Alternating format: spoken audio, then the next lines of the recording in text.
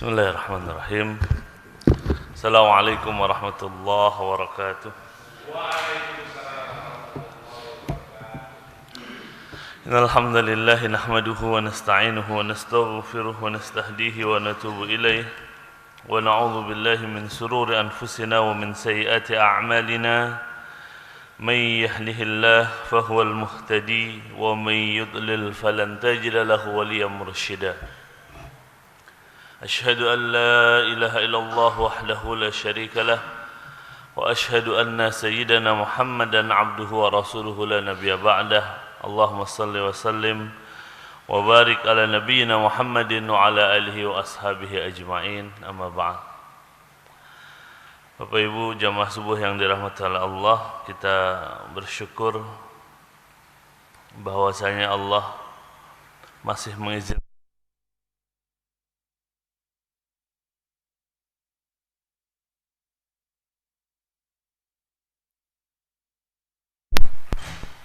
berjalannya waktu cepat sekali.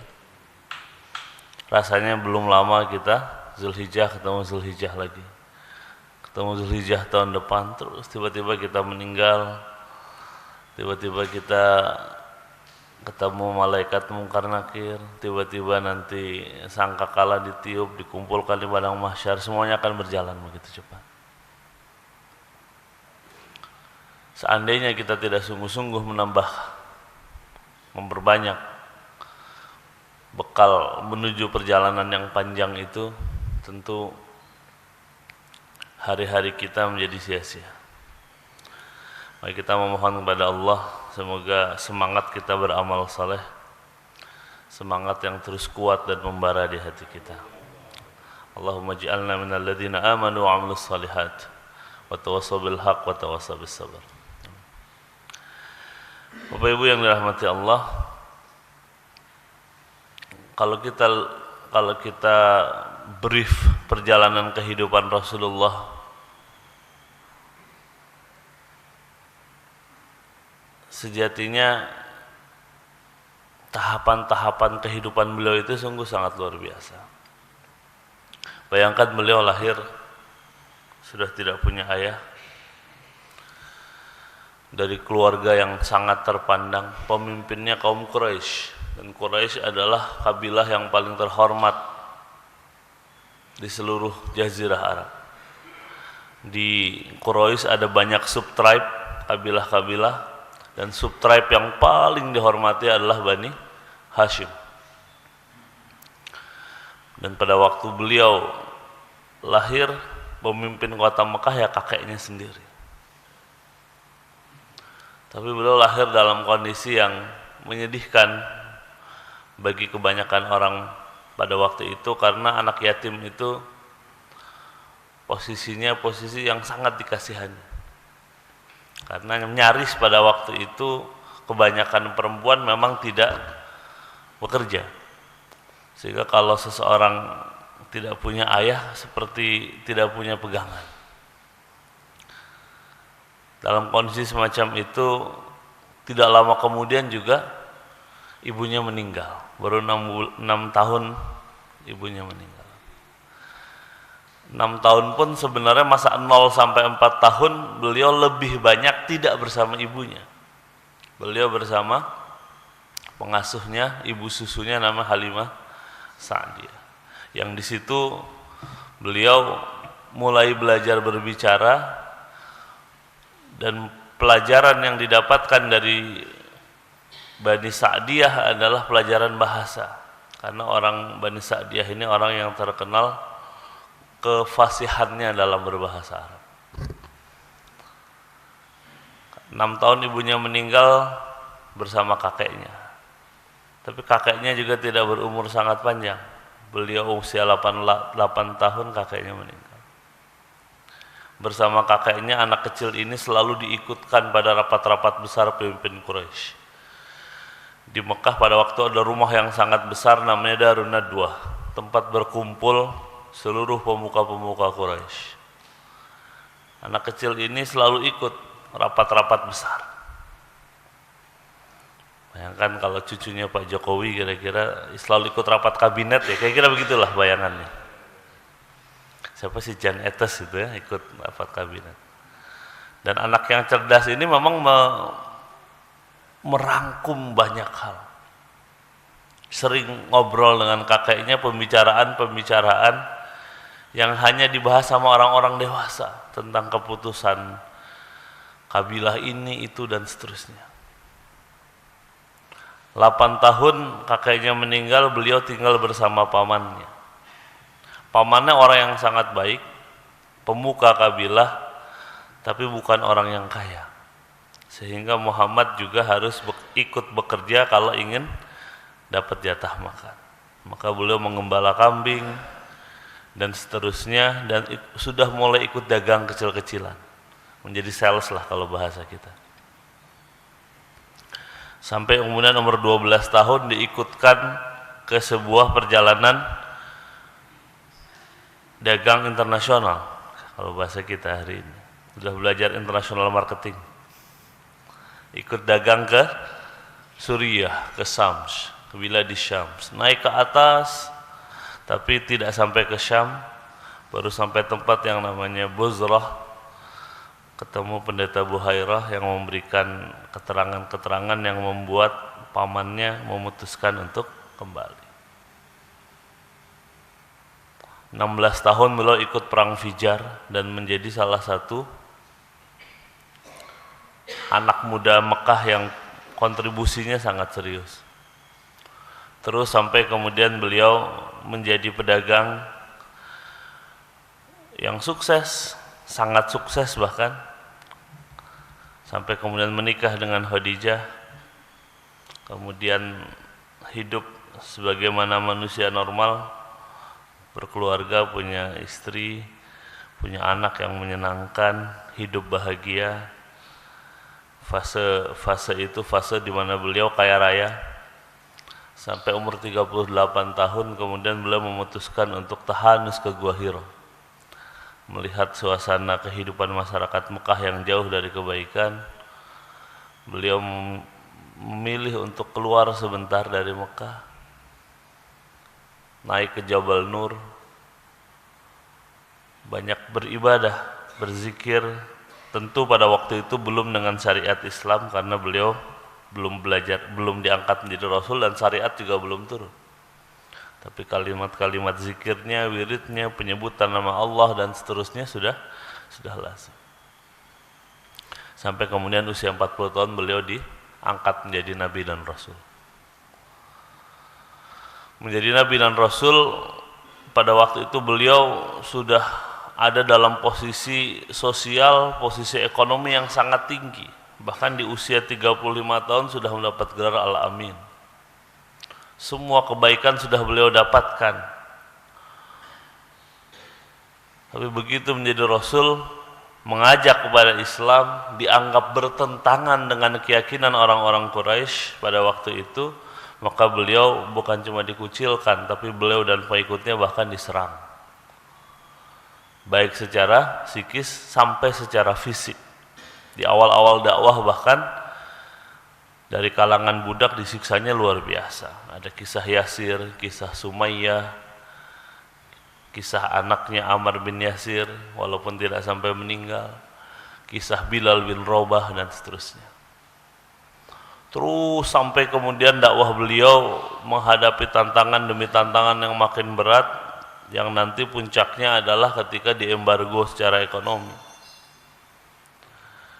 Setelah pamannya meninggal dan istrinya meninggal, paman beliau Abu Thalib bemper politik kalau bahasa kita. Sepanjang Abu Thalib hidup nggak ada yang berani mengganggu Rasulullah secara langsung. Tapi begitu Abu Thalib meninggal, serangan beliau sudah masuk sampai ke serangan fisik. Salat dituangkan kotoran kambing, sempat didorong sampai lehernya ada bekas kain dan seterusnya dan seterusnya. Puncaknya embargo yang pada waktu itu sampai Nabi dan para sahabat nyaris tidak bisa makan apa-apa kecuali yang ada, dan ketika yang ada sudah tidak ada karena tidak ada yang bisa dibeli, tidak ada yang berjual beli dengan mereka, Mereka sampai makan izkir. Izkir itu rumput-rumput kering. Mereka ketemu kulit kambing yang sudah lama aja, kemudian dibersihkan, direbus, dimakan bersama. Sampai kemudian beliau bisa membuka sebuah momen dakwah baru, hijrah ke Madinah, sampai kemudian ada perang Badar, perang Uhud, puncak perang besarnya namanya perang Ahzab, perang Khandaq tahun ke-5 Hijriah. Sampai kemudian setelah kira-kira 6 tahun beliau tidak ke Mekah lagi, barulah perjalanan ke Mekah pertama dilakukan. Ini masuk ke tema kita hari ini, Madinah ke Mekah, perjalanan kemenangan. Jadi kita bayangkan perjalanan kehidupan Nabi itu ya seluruh kehidupan Nabi di Mekah. Jadi kalau ditanya kampung halamannya mana? Mekah. Nabi pernah membela Mekah sejak kecil. Perang Fijar itu kan perang membela Mekah. Nabi punya masa-masa indah di Mekah.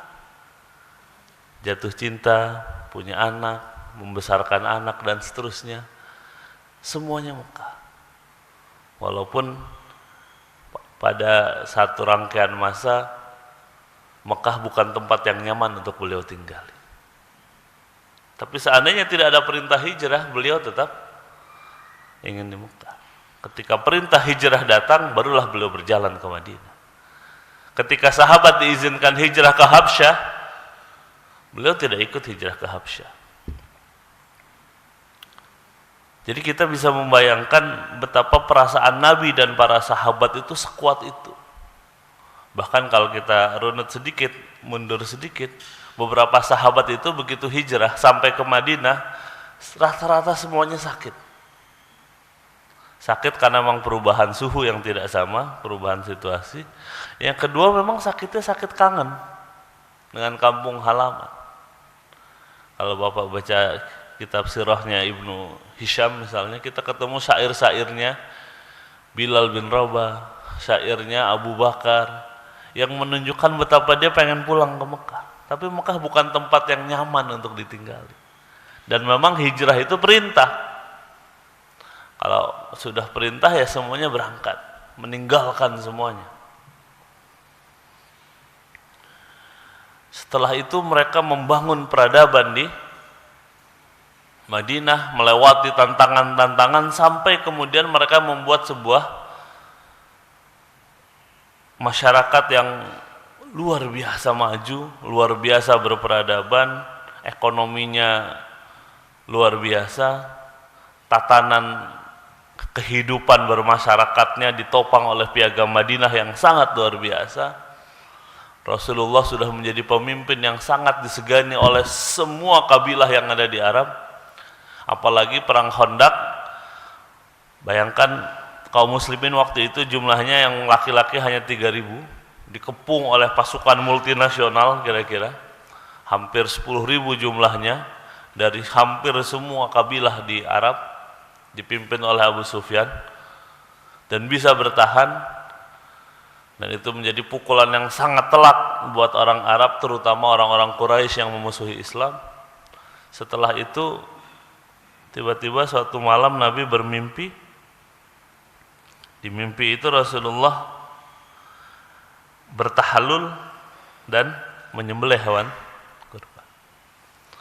Maka mimpi ini seperti sebuah tanda dari Allah untuk kembali ke Mekah.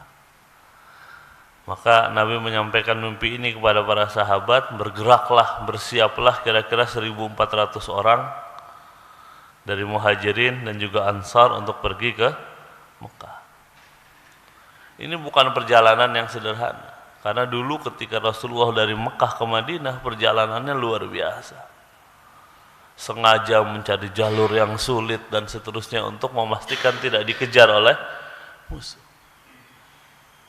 Melewati banyak fase-fase yang tidak mudah sampai kemudian hari itu mereka ingin kembali ke Mekah. Orang-orang Mekah masih merasakan kekalahan pasca perang Ahzab setahun yang lalu. Sehingga ketika tahun ke-6 Hijriah rombongan Nabi dan para sahabat ini ingin umroh, mereka bersepakat untuk menghalang-halangi. Jamaah rahimakumullah, di tradisi orang Arab jahiliyah sekalipun nggak boleh melarang orang berziarah. Kalau ada tempat ziarah orang datang, tidak ada satupun yang boleh, tidak ada.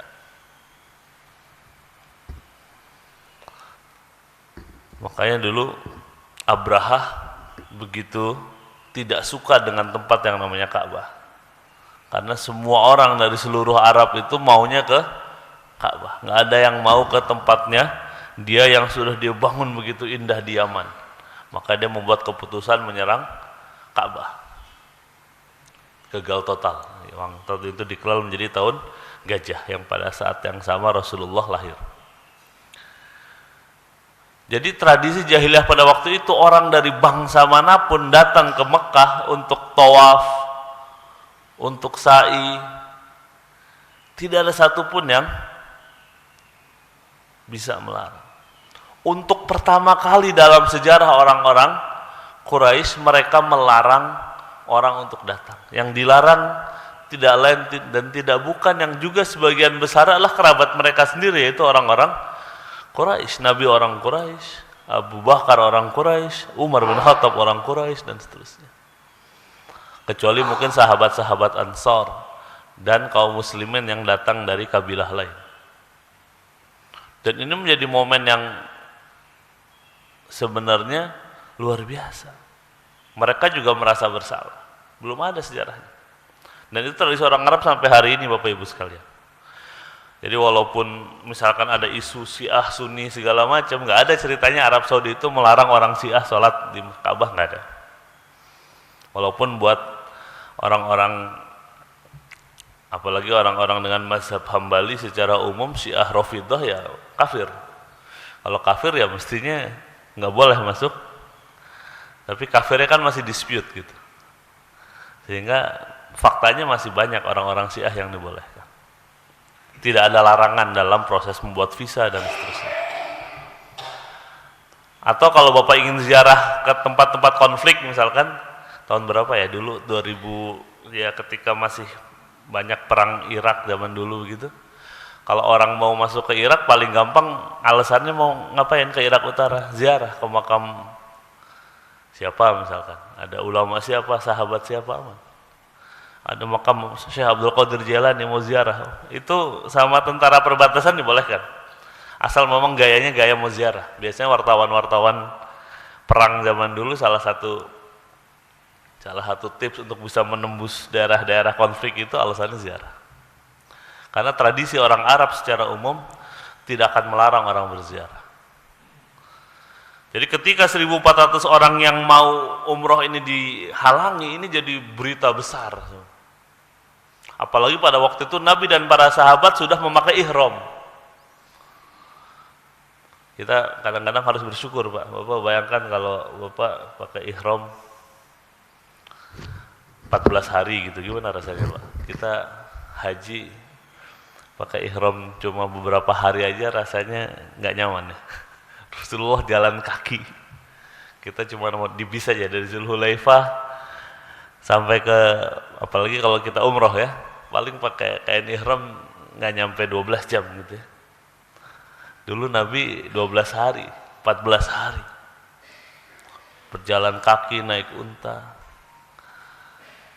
Masya Allah. Ketika mereka kemudian dihalangi, maka terjadilah negosiasi yang lama. Saya tidak akan membahas detailnya, kalau dibahas nggak beres-beres begitu. Tapi intinya adalah mereka kemudian bersepakat dengan sebuah kesepakatan yang disebut dengan Perjanjian Hudaybiyah, yang isinya seolah-olah merugikan kaum muslimin. Yang pertama adalah bahwa mereka tidak boleh datang ke Mekah tahun itu. Bapak bayangkan, jalan jauh dengan segala kelelahan yang ada, tinggal 24 kilo masuk kota Mekah. Jarak Madinah Mekah itu kira-kira 600 km. Sudah jalan sejauh itu, tinggal 24 kilo lagi masuk kota Mekah. mereka bersepakat, kesepakatan pertamanya tidak boleh masuk ke kota Mekah dan baru boleh masuk nanti tahun depan, yang nanti dikenal dengan istilah umroh qadha. Jadi Nabi itu umroh 3 kali nanti Pak, dalam sejarah kehidupan Rasulullah umroh beliau 3 kali sebelum kemudian haji wada. Umroh yang pertama nanti pas umroh qadha, umroh kedua ketika Futuh Mekah, sama ketika pulang dari perang Hunain ambil mikot di Ji'ronah untuk kemudian umroh. Setelah itu beliau haji di tahun ke-10. Kembali ke Hudaybiyah, yang pertama adalah mereka tahun itu tidak boleh, baru boleh tahun depannya. Yang kedua adalah gencatan senjata selama 10 tahun antara Quraisy dengan Madinah. Yang ketiga, siapapun orang Arab atau kabilah yang bersepakat bersama Muhammad dan membuat perjanjian, maka dia boleh membuat perjanjian. Yang bersepakat bersama Quraisy, dia boleh membuat perjanjian.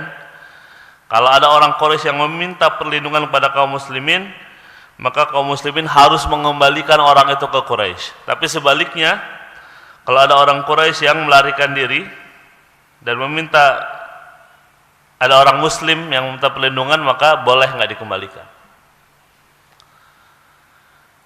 Sekilas ini perjanjian bukan perjanjian yang menguntungkan untuk kaum muslimin. Tapi tidak lama dari perjanjian ini turun ayat Al-Quran yang bunyinya Bismillahirrahmanirrahim, Inna fatahna laka fathan mubina. Semua ahli tafsir bersepakat ayat kemenangan ini bukan terkait Futuh Mekah, tapi terkait Hudaybiyah. Karena Hudaybiyah adalah momen di mana setelah itu Islam tumbuh dengan percepatan yang sangat luar biasa. Secara statistik saja, populasi kaum muslimin sampai dengan Hudaybiyah itu jumlahnya antara 5.500 sampai 6.000 orang saja. Setelah Hudaybiyah, karena gencatan senjata 10 tahun, Nabi nggak lagi memikirkan orang Quraisy. Fase setelah itu adalah Nabi banyak berkirim surat, mengirim delegasi ke seluruh pelosok Arab, mengirim surat ke Raja Najasyi di Habsyah, mengirim surat ke Kisra Persia, mengirim surat ke Heraklius di Romawi, mengirim surat ke Raja Muqawqis di Mesir, mengirim kabilah dan utusan-utusan dakwah ke banyak wilayah di Arab. Efeknya sangat signifikan. Tahun ke-7 pasca perang Khaybar, jumlah kaum muslimin yang laki-laki saja sudah di atas 10.000. Futuh Mekah, pasukan Nabi yang ikut ke Mekah itu jumlahnya sekitar 10.000. Plus yang ditinggal di Madinah, plus sahabiyah, sahabat-sahabat Nabi yang perempuan, dan juga anak-anak, kira-kira jumlahnya sudah hampir 23.000. Jadi grafiknya sudah eksponensial. Perang Badar kaum muslimin bahkan pasukan cuma 313, Bapak bisa bayangkan. Perang Uhud hanya 1.000, perang Khandaq 3.000, jadi pertumbuhannya lambat. Begitu Hudaybiyah ini, di perjanjian yang seolah-olah tidak menguntungkan ini, tiba-tiba naiknya itu sudah eksponensial, tidak lagi linear. Landai, tiba-tiba curam ke atas. Dan nanti puncaknya adalah ketika haji wada, kaum muslimin yang ikut haji saja jumlahnya kira-kira 124.000 menurut Ibnu Hisham. Jadi kalau dibuat grafiknya gitu.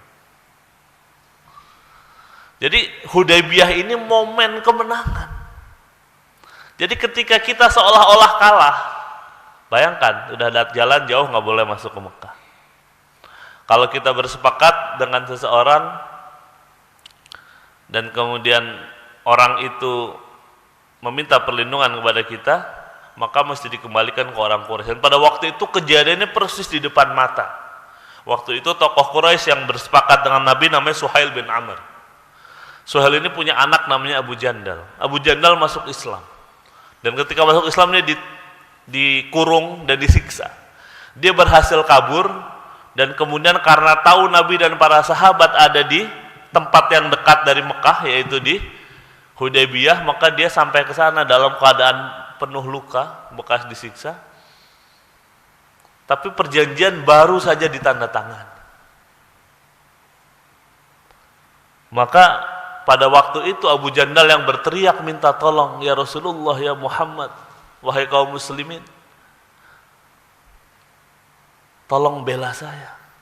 Nabi tidak bisa membela karena baru saja bersepakat kalau ada orang Quraisy yang masuk Islam minta perlindungan ke Madinah, maka mesti dikembalikan ke Quraisy. Begitu isi perjanjiannya. Maka yang terjadi kemudian, Nabi hanya menyampaikan kalimat-kalimat yang meminta Abu Jalal untuk bersabar. Allah akan memberikan keputusan yang baik buat kamu. Bapak bayangkan, kita ada 1.400 orang. Orang Quraisy hanya sedikit. Yang bersepakat kan Suhail dan rombongannya, dan cuma kelompok kecil.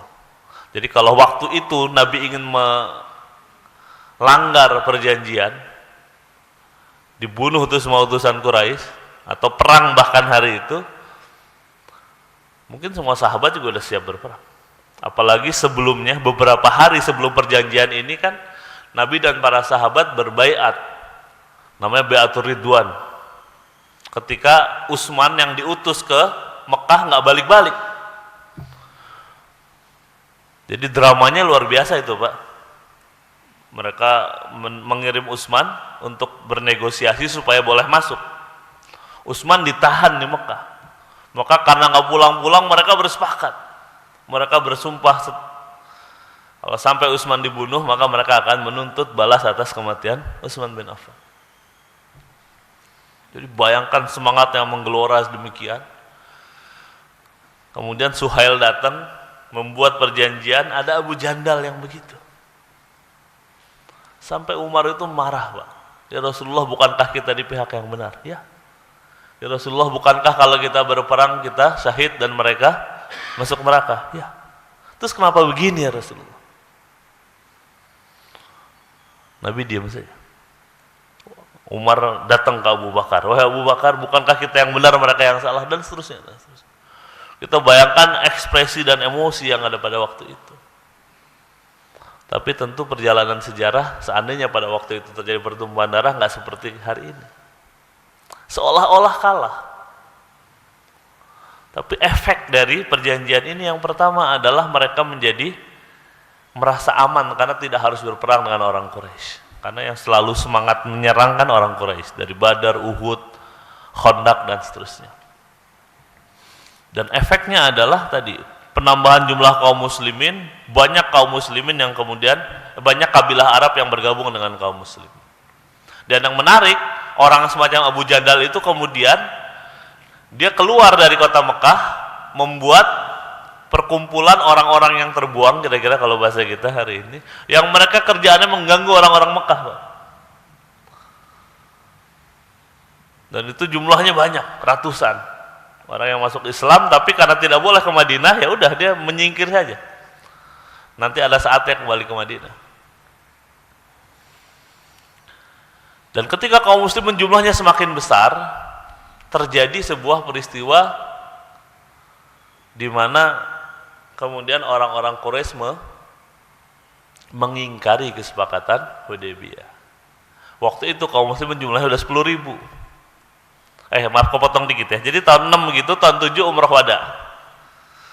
Tahun depannya sesuai dengan kesepakatan boleh kembali kan. Nabi bersama 2.000 orang kaum muslimin bergerak menuju Mekah, dan pada waktu itu Masya Allah, untuk pertama kali syariat umroh versi Islam, karena sebelumnya orang juga ziarah ke sana dengan caranya masing-masing. Syariat umroh turun, Nabi mencontohkan manasik umroh. Nabi ambil mikot di Zulhulaifah, itu yang kemudian diikuti oleh kita kalau kita ke Madinah dulu baru kemudian ke Mekah, ke Bir Ali. Kemudian beliau bergerak bersama sahabat 8 hari perjalanan, lebih simple dibanding Hudaybiyah, karena kalau di tahun lalu kan mereka mencari jalur-jalur yang nggak bisa diserang sama orang Quraisy, karena pasukan Quraisy mengintai mereka. Lebih nyaman di perjalanan, walaupun kemudian ada isu-isu yang tidak menyenangkan.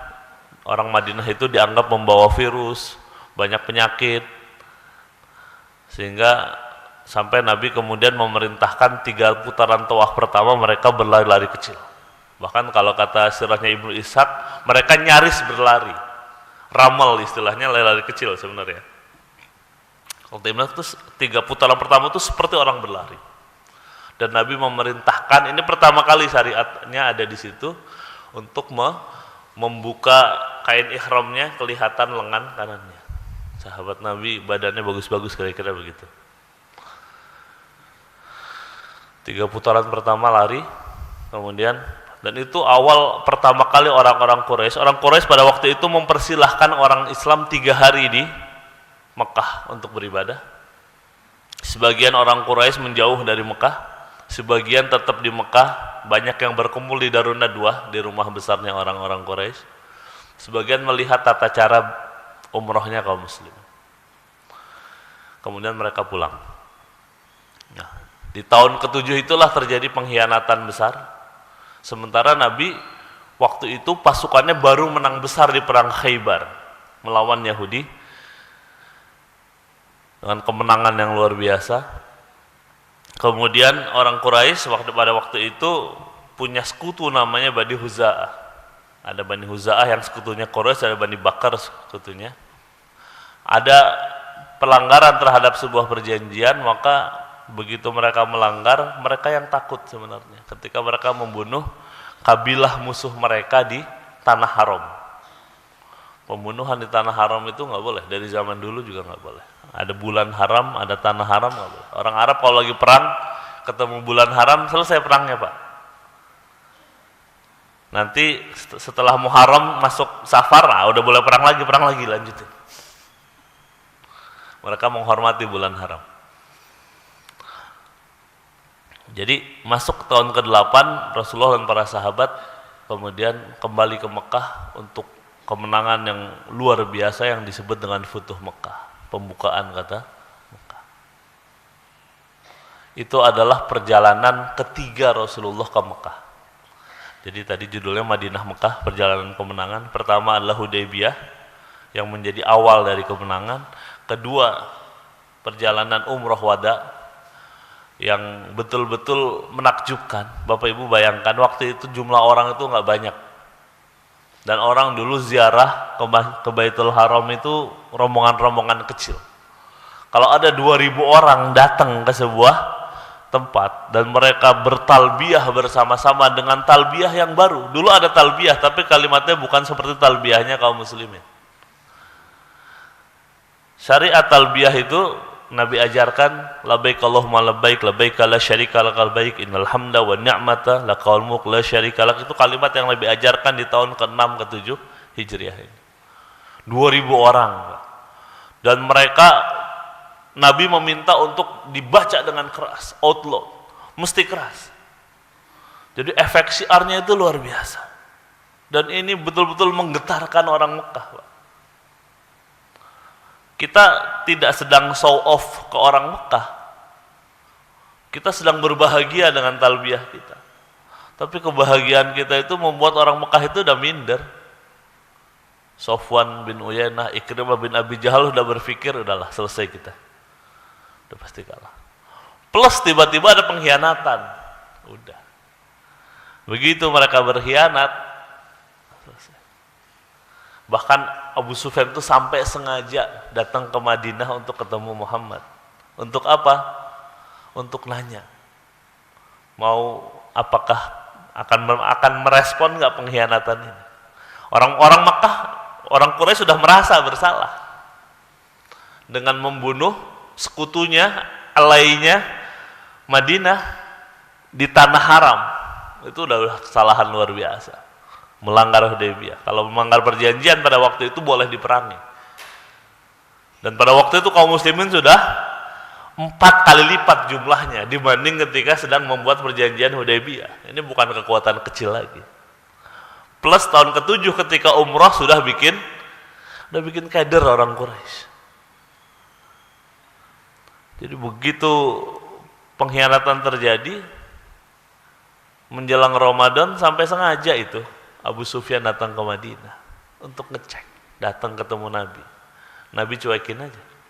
Dan memang Rasulullah tidak menyampaikan, bahkan sampai kata orang Arab, bahkan jenggot Nabi nggak tahu kapan Nabi menggerakkan pasukan ke Mekah. Janggutnya Nabi sampai nggak tahu. Nabi meminta menyiapkan pasukan dan nggak disampaikan mau kemana. Kamu siapkan pasukan, bersiap-siap, tunggu perintah. Orang-orang Quraisy sudah mulai gemeteran dan betul. Akhirnya bulan Ramadan tahun ke-8 Hijriah, rombongan ini bergerak menuju Mekah. 10.000 pasukan. Masya Allah. Singkat cerita, futuh Mekah, dan di situ terlihat akhlak Nabi yang luar biasa. Waktu itu jumlah orang Quraisy, Pak, yang laki-laki tinggal bilangannya hanya sekitar 2.000 orang saja. Kecil, udah tidak dominan secara jumlah. Kemudian Nabi mengatakan apa yang dikatakan oleh Yusuf kepada saudara-saudaranya. Pada hari ini kamu semua bebas. Antumut tulaqa. Dan ini juga menjadi momen yang sangat spesial di mana orang-orang Mekah sebagian besarnya memilih untuk menjadi mu'allaf, masuk Islam. Sebenarnya mereka dari dulu udah pengen Islam, Pak. Cuma nunggu momen aja. Banyak orang belum siap Islam. Mereka tahu Muhammad dari kecil, Pak. Mereka tahu Rasulullah bagaimana perangainya, akhlaknya, kepribadiannya. Mereka sendiri kok yang memberikan gelar Al-Amin. Usia Nabi waktu itu 35 tahun. Mekah banjir, bangunan Ka'bah runtuh. Jadi kalau kemarin Mina, Arafah banjir, ya dari dulu memang lumayan sering berapa kali banjir, Pak. Waktu itu ketika 5 tahun sebelum Nabi diangkat menjadi Rasul, Mekah banjir, bangunan Ka'bah runtuh, mereka bersepakat membangun Ka'bah lagi. Ka'bah dulu aslinya itu nggak kotak kubus begitu, Pak, agak rectangle gitu, lebih panjang. Karena dulu Hijr Ismail itu bagian dari dalam Ka'bah. Cuma karena mereka duitnya kurang, mereka beli marmer terbaik, mereka bangun dengan dana yang nggak boleh uang riba, nggak boleh uang hasil judi, nggak boleh uang hasil perdukunan, dengan uang yang paling halal. Orang jahiliyah ngerti halal haram, Pak. Jadi kalau orang yang hari ini nggak ngerti halal haram, kelewatan. Mereka mengumpulkan uang terbaik, mereka bangun Ka'bah yang baru, sampai kemudian mereka berantem ketika menetapkan siapa yang meletakkan Hajar Aswad. Nyaris baku hantam itu 12 kabilah, sampai kemudian diputuskan siapa yang masuk Ka'bah pertama kali, dialah yang memutuskan. Ternyata qadarullah, Muhammad yang datang. Muhammad dengan bijaknya sudah tahu kondisi yang terjadi, membuka sorbannya, diletakkan Hajar Aswad, diangkat bersama 12 wakil kabilah. Damai kembali, Kak. Waktu itu beliau mendapat gelar Al-Amin karena beliau menjadi problem solver dari masalah besar pada waktu itu. Jadi semua orang Mekah itu sudah tahu Muhammad kayak apa. Dagang nggak pernah curang, komitmen pada perjanjian, tidak pernah menyakiti tetangga. Ingat kalimat Khadijah ketika Nabi baru turun wahyu, bergetar Rasulullah, gemeteran, panas badannya, diselimutin sama Khadijah. Apa kata Khadijah? Wahai suamiku, kamu orang baik, sayang terhadap kerabat, mengasihi orang yatim. Gak mungkin Allah berkehendak buruk padamu. Semua orang tuh tahu kebaikan Muhammad, Pak. Cuma yang menghalangi mereka dari keislaman adalah satu, kesombongan. Mereka nggak mau ikut sama Muhammad. Yang kedua adalah hasad, iri. Kenapa Muhammad ya? Kenapa Bani Hashim? Kenapa bukan Bani saya? Dan seterusnya. Ini dua penyakit paling buruk, Pak. Ini bisa jadi dimiliki oleh siapapun. Satu, sombong. Dua, hasad. Ini penyakit orang Quraisy pada waktu itu. Yang penyakit sama dimiliki oleh orang Yahudi di Madinah. Orang Yahudi itu, Pak, sengaja tinggal di Madinah itu berharap keturunannya lah yang jadi Nabi terakhir. Karena di kitab mereka disebutkan Nabi terakhir diutus di sebuah tempat yang ciri-cirinya seperti kota Madinah. Maka 2 abad sebelum itu mereka sudah mulai bermigrasi ke Madinah. Ada Bani Nazir, Bani Qainuqa, satu lagi Bani Quraizah. Mereka sudah begitu datang, bukan dari kalangan mereka. Orang Yahudi itu orang yang paling ngerti, Pak. Makanya Nabi itu dulu 3 tahun pertama di Madinah itu gayanya mirip sama pemuka agamanya orang-orang Yahudi dan Nasrani. Rambutnya disisir tanpa belahan ke belakang. Nabi dulu rambutnya sebahu. Dan Nabi suka memakai bajunya khasnya, jubahnya mirip-mirip dengan pemukanya orang-orang Yahudi dan Nasrani. Karena Nabi berharap mereka lah orang yang pertama kali beriman di Madinah, bukan orang Ansor. Mereka yang sudah tahu kabar itu. Mereka sudah mengenal syariat. Mereka sudah tahu agama samawi. Tapi sama penyakitnya dengan orang Quraisy, satu sombong, dua hasad. Tinggi hati mereka, iri mereka. Mereka nggak mau. Mereka menganggap Yahudi bangsa paling hebat. Jadi kalau Nabi Tahir bukan Yahudi ya kita nggak mau ikut.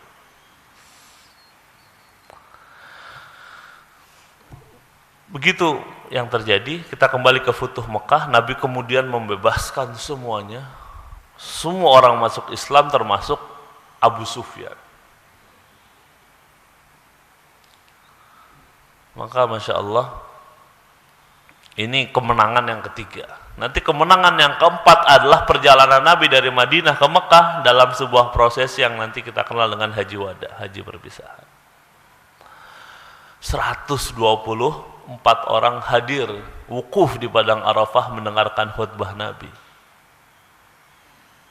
Makanya hadis tentang khutbah Nabi di Arafah itu hadis yang perawinya paling banyak. Ya karena yang mendengarkan banyak. Semua yang mendengarkan cerita ke anak cucunya, ke murid-muridnya. Sehingga Nabi, kalimat-kalimat Nabi itu tersebar ke seantero Jazirah Arab pada waktu itu sampai ke Afrika, jamaah-jamaah dari Habsyah, dari Sudan, dari Mesir. Termasuk dari beberapanya Islam sudah ada dianut oleh sebagian orang Irak, perbatasan Arab dengan Irak dan Iran, orang-orang semenanjung Arab. Dan pada waktu itu Masya Allah, Bapak bisa bayangkan kalau kita orang Quraisy, waktu 20 tahun itu waktu yang begitu singkat. Dulu mungkin orang melihat Bilal disiksa di situ. Dulu orang melihat Ammar bin Yasir hampir dibunuh. Dulu orang melihat Sumayyah, ibunya Ammar, ditusuk dari kemaluan sampai kepalanya dengan tombak. Tiba-tiba di masa yang 20 tahun kan singkat, Pak. Bapak mungkin udah tinggal di komplek ini 20 tahun lebih. Tiba-tiba Haji Wada berkumpul 120.000 orang. Semuanya mendengar Rasulullah, mengikuti apa yang Nabi sampaikan. Betapa ini sebuah kemenangan yang sangat luar biasa. Ada momen-momen yang begitu. Karena itu dalam kehidupan kita pun kira-kira karena waktu saya tinggal 5 menit, kalau kita kemudian mengambil hikmah dari sirah Nabi ini mungkin ada beberapa. Yang pertama adalah memang kita hidup itu kadang-kadang atau mungkin harus keluar dari zona nyaman kita. Kalau kita sudah terlalu lama di zona nyaman, keluar, cari tantangan yang baru. Kadang-kadang tantangannya by design, tentu semuanya by design-nya Allah gitu ya. Tapi ada tantangan yang bisa kita kan mengenal diri kita sendiri, Pak. Mungkin ini juga disesuaikan dengan usia ya. Kalau sudah 70 tahun mungkin tantangannya beda dengan yang 30, 40, 50 tahun gitu. Tapi hidup itu mesti berprogres dan menunjukkan peningkatan kualitas kehidupan kita. Dan diantaranya adalah kalau kita mau keluar dari zona nyaman kita. Maka membuat rencana-rencana besar itu sesuatu yang penting. Nabi dan para sahabat sudah faham betul, apalagi setelah Nabi kemudian ditolak dakwah di Taif. Ketika Rasulullah ditolak di Taif, dilempari dengan batu sampai kakinya berdarah, sebenarnya Nabi dan para sahabat sudah sampai pada satu kesepakatan, Mekah dan sekitarnya bukan lagi tempat yang nyaman. untuk beribadah sudah tidak nyaman lagi. Mereka harus mencari tempat baru yang mereka nyaman. Jadi keluarlah dari zona nyaman tapi dengan tujuan untuk meningkatkan kualitas ketakwaan kita kepada Allah. Misalkan Bapak sudah usia 50-60 tahun, bukan berarti Bapak nggak bisa hafal Al-Quran, misalnya begitu. Sahabat-sahabat Nabi kan rata-rata hafal Quran juga udah sepuh-sepuh, Pak. Abu Bakar hafal Quran umur 61 tahun. Kenapa? Ya karena ayatnya belum turun semua, Pak. Jadi baru hafal ya Mas terakhir. Abu Ayyub Ansori hafal Quran umur 74 tahun ya karena waktu Nabi meninggal umurnya segitu, kira-kira begitu. Ya kan sebelumnya belum semuanya turun. Artinya kalau kita kemudian bisa membuat tantangan baru atau kita, bukan berarti umur kita, saya pernah ketemu orang satu hari iktikaf di Masjid Nabawi, umurnya mungkin sudah hampir 70 tahun, sedang ambil S3 tafsir di Madinah. Dia sudah dapat S2 tafsir, kemudian S3-nya apa hadis atau apa gitu, dia pengen S3 tafsir. Jadi sesepuh itu masih penuh semangat, itu luar biasa. Jangan sampai kita mengira kita pensiun terus ya udahlah nggak ngapa-ngapain gitu, yang penting sholat 5 waktu itu bagus gitu. Tapi lebih bagus lagi kalau kemudian kita juga berprogres dalam keilmuan, dalam ibadah dan seterusnya dan seterusnya. Satu itu. Yang kedua, jangan pernah kita berpikir tantangan-tantangan atau kondisi yang buruk itu berarti buruk. Mungkin saya kemarin ketemu orang tua yang kecewa karena anaknya nggak bisa masuk UI misalkan, padahal dia dosen UI. Tapi anaknya SNMPTN nggak diterima, SBMPTN nggak diterima, SIMAK UI juga nggak diterima. Padahal saya sudah berpuluh-puluh tahun mengabdi di UI gitu, apa sih susahnya UI nerima anak saya gitu. Ya tapi kan aturan yang mesti ditegakkan, kira-kira begitu kan. Ya saya bilang ya belum tentu ketetapan Allah ini buruk, mungkin dia keterima di kampus yang lebih bagus gitu, di NTU di mana gitu, NUS, atau mungkin setahun ini jadi momen di mana dia bisa memiliki kemampuan yang lain, tahun depan daftar lebih baik lagi. Saya bilang coba lihat beberapa profesor ekonomi kan, beberapa misalnya S1-nya matematika misalkan, mungkin dulu pengen masuk ekonomi nggak masuk, keterimanya di MIPA. Sekarang ngajar matematika ekonomi jadi profesornya di Fakultas Ekonomi, saya bilang gitu. Ada momen, tidak semua momen yang kita anggap buruk itu kemudian juga bermakna buruk. Ketika kita bisa menyikapinya dengan baik. Perjanjian Hudaybiyah itu perjanjian yang kalau kita baca secara literal ya sangat merugikan. Sahabat Nabi aja marah, Pak. Sahabat Nabi itu sekali-kalinya, mereka itu jarang, Pak, nggak nurut sama Nabi. Mereka tidak pernah mengecewakan Nabi, tapi hari itu Nabi meminta mereka untuk menyembelih, untuk tahallul, nggak ada yang mau, Pak. Sampai Nabi sedih. Masuk ke tendanya, ketemu istrinya Ummu Salamah. Curhat ke istrinya.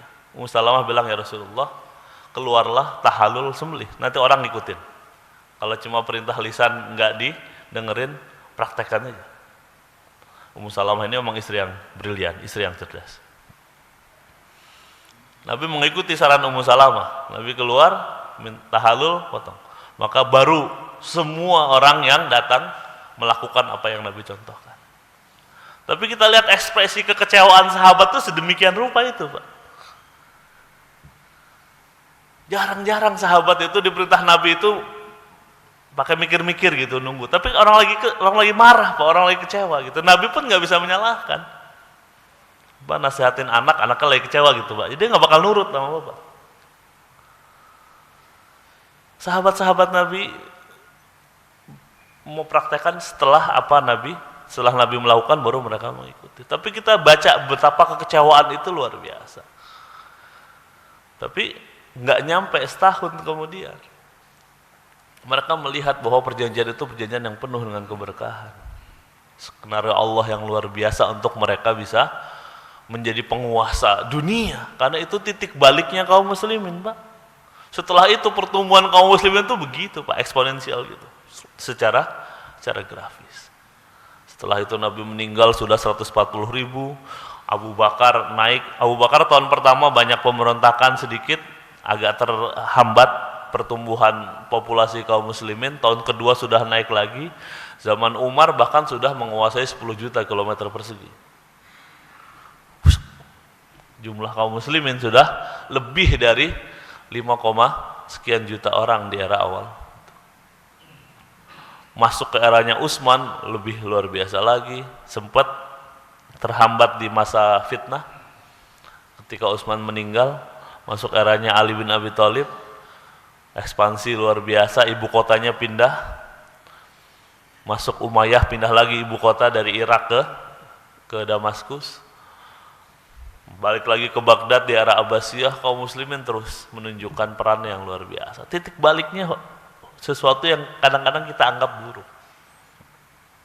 Jadi yang kedua, kita harus terus yakin sepanjang kita di jalan kebenaran, sepanjang kita di jalan ketaatan, kita tidak bermaksiat kepada Allah.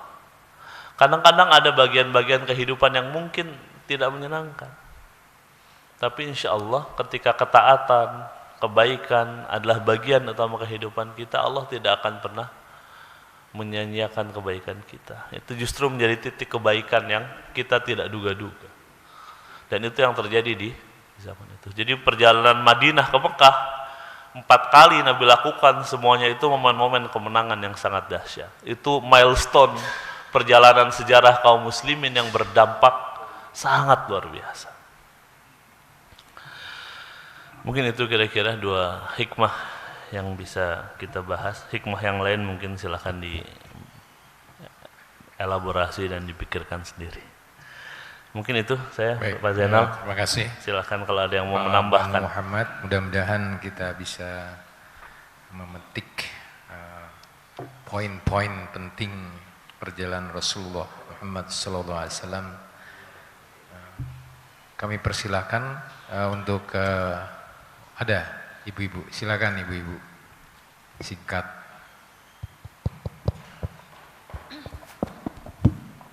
Assalamualaikum warahmatullahi wabarakatuh. Waalaikumsalam warahmatullahi wabarakatuh. Saya punya beberapa pertanyaan Pak Ustadz.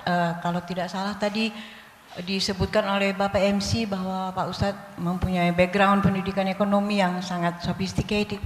Jadi ini dalam konteks ekonomi Pak Ustadz. Tadi dikatakan bahwa Rasul menyetujui selama 10 tahun. Nah, pertanyaan saya, kenapa 10 tahun? Dari mana pertimbangan angka 10 ini? Kalau dalam ekonomi itu kan ada short run program, ada long run program. Ya. Kalau kita ibaratkan 10 tahun ini short run-nya, kira-kira prediksi Rasul untuk pertumbuhan ekonomi Islam dalam rangka long run programnya seperti apa Pak Ustadz? Ya. Kemudian yang kedua, mengenai problem solving tadi Pak Ustadz. Saya mohon maaf kalau pemahaman saya kurang bagus. Cuman kalau ada kaum yang iri dan sombong terhadap kelebihan yang dimiliki oleh Rasul, bagaimana mungkin mereka bisa menyetujui Rasul menjadi seorang problem solver? Terima kasih Pak Ustadz. Assalamualaikum warahmatullahi wabarakatuh. Waalaikumsalam warahmatullahi wabarakatuh. Langsung ya Pak ya. Bismillahirrahmanirrahim. Yang pertama, 10 tahun itu memang tradisinya orang-orang Arab. Dulu kalau mereka bikin kesepakatan, seringnya gencatan senjata berapa lama? 10 tahun. Mungkin itu angka yang enak aja Pak, asyarah gitu, nggak ada spesifik. Tapi ini kemudian turunan dari itu, misalkan Imam Syafi'i mengatakan di salah satu kitabnya, kalau kita bersepakat dengan orang kafir maka 10 tahun. Jadi menjadi syariat setelah itu. Tapi kalau merunut apa alasan Suhail bin Amr utusan kaum Quraisy dan Rasulullah bersepakat di angka 10 tahun, tidak ada background yang spesifik yang menjelaskan itu. Mungkin kalau ada silahkan. Sejauh bacaan saya tidak ada spesifik. Mereka hanya, buat mereka pada waktu itu 10 tahun itu long run Bu, bukan long term, bukan short. Karena orang Arab itu hobinya perang Bu. Makanya ada bulan haram, bulan di mana mereka nggak boleh perang. Mereka gara-gara urusan kecil aja perang. Orang Madinah itu dulu Bu, sebelum Rasulullah datang, ada 2 suku besar, Aus dan Khazraj. Itu kerjaannya perang. Dikit perang gitu. Kalau kita 17-an gitu lomba voli gitu, mereka perang, kira-kira begitu. Karena mereka orang Arab itu kalau nggak ada Islam rajin betul perang Pak. Cuma Islam yang membuat mereka itu jarang berperang. Makanya kalau hari ini kadang-kadang kelakuannya begitu ya, dulunya juga nenek moyang mereka kelakuannya begitu Pak. Makanya dibuat ada bulan haram, ada tanah haram. Mau bunuh-bunuhan boleh, jangan di sini. Kira-kira begitu. Mau perang, jangan di bulan ini, bulan yang lain sok gitu, kira-kira begitu. Jadi 10 tahun itu jangka panjang. Itulah kenapa membuat Nabi dan para sahabat kemudian tidak berpikir Quraisy. Berpikir apa? Ekspansi dakwah dengan cara yang lain. Maka disitulah tahun pengiriman kabilah, tahun pengiriman surat-surat ke raja-raja, kabilah-kabilah penguasa di sekitar Jazirah Arab, dan itu momen kaum muslimin kemudian bisa berdakwah dengan aman. Karena dulu kalau dakwah ke sekutunya Quraisy bisa dibunuh. Makanya sebenarnya kayak perang-perang dalam sejarah Nabi itu ada banyak, karena perang-perang kecil mereka diserang. Rombongan dakwah 10 orang, 20 orang ditangkap, dibunuh misalnya begitu. Sehingga harus dibebaskan dan segala macam, jadi perang. Jadi 10 tahun itu adalah jangka yang panjang pada waktu itu. Membuat Nabi dan para sahabat bisa fokus ke yang lain. Dan tradisi orang Arab, Bu, pada waktu itu tidak ada satu kebiasaan mereka melanggar perjanjian. Jadi ketika Quraisy kemudian melanggar perjanjian, itu sebenarnya kejadian yang langka. Kejadian yang jarang. Itu yang pertama. Yang kedua, kenapa mereka percaya? Karena waktu itu bisa ada dua alasan, Bu. Yang pertama, karena pada waktu itu Muhammad belum diutus menjadi nabi, Bu. Muhammad itu belum sosok yang dibenci oleh orang-orang Quraisy sampai kemudian beliau membawa risalah Islam.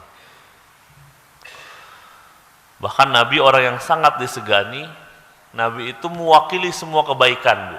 Nabi di umur 25 sampai 38 adalah orang yang satu anak orang terpandang, cucu orang terpandang dari tribe, dari klan yang paling mulia, Bani Hashim, yang nasabnya sampai ke Nabi Ismail, nasabnya ke Hajar yang menjadi founding father kota Mekah, kira-kira begitu, yang membangun pertama kota Mekah. Dulu kan cuma tanah kosong aja. Ibu Hajar dan anaknya Ismail lah yang kemudian membangun kota Mekah, dan garis darah itu sampai ke Muhammad yang waktu itu belum menjadi nabi. Kedua, nabi orang yang kaya raya. Dakwah bisnis dia dan Khadijah, bisnis yang dia terpandang secara finansial, kira-kira begitu. Enggak, belum ada istilah crazy rich gitu ya, tapi dia udah kaya raya lah, kira-kira begitu. Yang ketiga, nabi orang yang sangat terhormat karena orang-orang Arab itu biasa berkonsultasi ke beliau untuk urusan-urusan apapun. Orang minta pendapat ke Nabi tentang sengketa dagang, orang minta pendapat kepada Nabi waktu itu belum Nabi ya, kepada Muhammad tentang urusan rumah tangga. Mereka meminta pendapat kepada Muhammad terkait pembagian waris dan seterusnya, belum menjadi Nabi. Jadi memang beliau itu sudah sampai di level dengan kualifikasi yang semacam itu.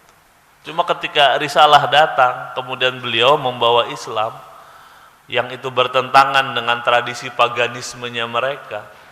Mereka dulu biasa menyembah patung. Di dalam Ka'bah dulu ada 360 patung.